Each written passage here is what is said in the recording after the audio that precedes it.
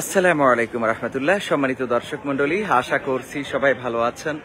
আলহামদুলিল্লাহ আমরা ভালো আছি। দর্শক, আমি টাইটেলে লিখেছি, আপনারা দেখেছেন যে এই সেই জাবালে রহমত, যেখান থেকে নবী করিম সাল্লাল্লাহু আলাইহি ওয়াসাল্লাম বিদায় হজের ভাষণ দিয়েছিলেন এবং সামনে ছিল ১.৫ লক্ষ সাহাবী। আমরা এই রোদে অবশ্যই উপর পর্যন্ত উঠবো না, কিন্তু আপনাদেরকে দেখাবো এবং এই জায়গা সম্বন্ধে জানাবো। তোমরা ছায়ায় দাঁড়াও, এই জায়গা সম্বন্ধে জানাবো। আর আমার সাথে রয়েছেন শরীফ হজ গ্রুপের শ্রদ্ধাভাজন চেয়ারম্যান জনাব হাফেজ মাওলানা আমানুল্লাহ আমান সাহেব। আমরা তার কাছ থেকে বিস্তারিত জানার চেষ্টা করব।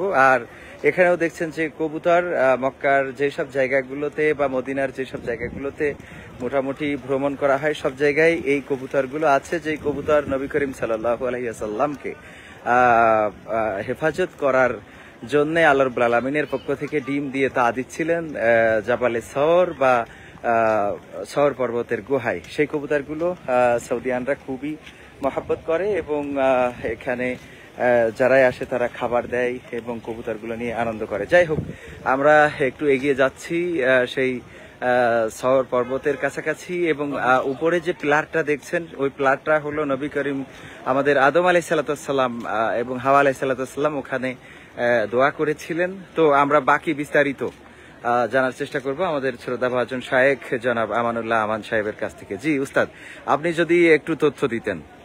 আসসালামু আলাইকুম রাহমাতুল্লাহ। আলহামদুলিল্লাহ, আল্লাহ রাব্বুল আলামিনের অশেষ মেহেরবানিতে আমরা এই ঐতিহাসিক স্থানে আমরা অবস্থান করছি। এখন আসলে এখানে যে এই স্থানটার যে ঐতিহাসিক স্থান বলা হয়, এই স্থানের সর্বপ্রথম মানে সব থেকে যে কারণে এটাকে ঐতিহাসিক স্থান বলা হয় সেটা হচ্ছে এই যে জাবাল রহমত। এই জাবাল রহমতের উপরে দাঁড়ায় আল্লাহ রাসূল সাল্লাল্লাহু আলাইহি ওয়াসাল্লাম সাহাবীদের সামনে বিদায় হজের ভাষণ দিয়েছিলেন। এই জায়গাটা, এই যে আমাদের ডাইনে দেখা যাচ্ছে যে পাঁচিল দিয়ে ঘেরা, একটু পাঁচিল দিয়ে উঁচু করা, এই জায়গাটাই আল্লাহ রাসূল সাল্লাল্লাহু আলাইহি ওয়াসাল্লাম দাঁড়িয়েছিলেন এবং সাহাবারা রাদিয়াল্লাহু আনহুর সামনে। আর এর পাশেই আছে নহরে জুবাইদা। নহরে জুবাইদা ছিলেন হচ্ছে বাদশাহ হারুনুর রশিদের স্ত্রী।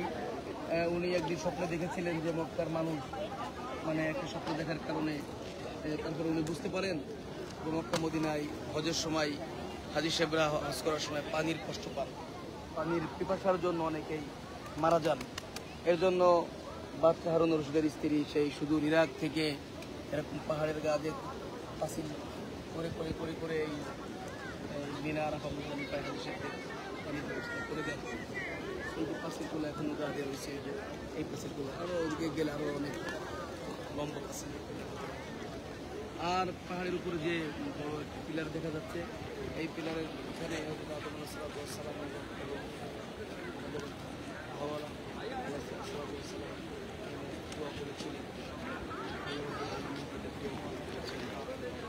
এই পুরা মাঠটা হজের ময়দানে হজের সময় কানাই কানাই ভর্তি থাকেন। এখানে হাজী সাহেবরা অবস্থান করেন। এখান থেকেই হজের সময় আল্লাহ রাব্বুল আলামিনের কাছে দোয়া করা হয়, প্রার্থনা করা হয়। আল্লাহ রাব্বুল আলামিন হাজী সাহেবদের গুনাহ খাতা মাফ করবেন। আলহামদুলিল্লাহ, এই বছর আমাদের সাথে আমাদের শ্রদ্ধাভাজন আমাদের ভাই জনাব কবির বিন সামাদ ভাই আমাদের সাথে এবছর হজে আসার জন্য প্র্যাক নিবেদন করছেন। ভাইজানের আরও শুভাকাঙ্ক্ষীরা তারাও প্র্যাক নিবেদন করছেন। আপনারাও চাইলে ইনশাল্লাহ এই বছর আমাদের সাথে হজের সময় অবস্থান হজে আসতে পারি। এই মিনা আরাফা মুজদালিফায় একসাথে ইনশাল্লাহ আমরা আপনাদের সাথে অবস্থান করতে পারবো ইনশাল্লাহ। আপনারা চাইলে আমাদের হজের প্র্যাক নিবন্ধন এখন চলছে 30,000 টাকায়। 30,000 টাকায় হজের প্র্যাক নিবন্ধন চলছে। আপনারা এখন আমাদের সাথে যোগাযোগ করতে পারেন।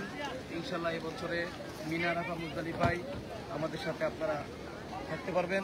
একসাথে ইনশাল্লাহ আমরা হজ করতে পারবো। আসসালামু আলাইকুম।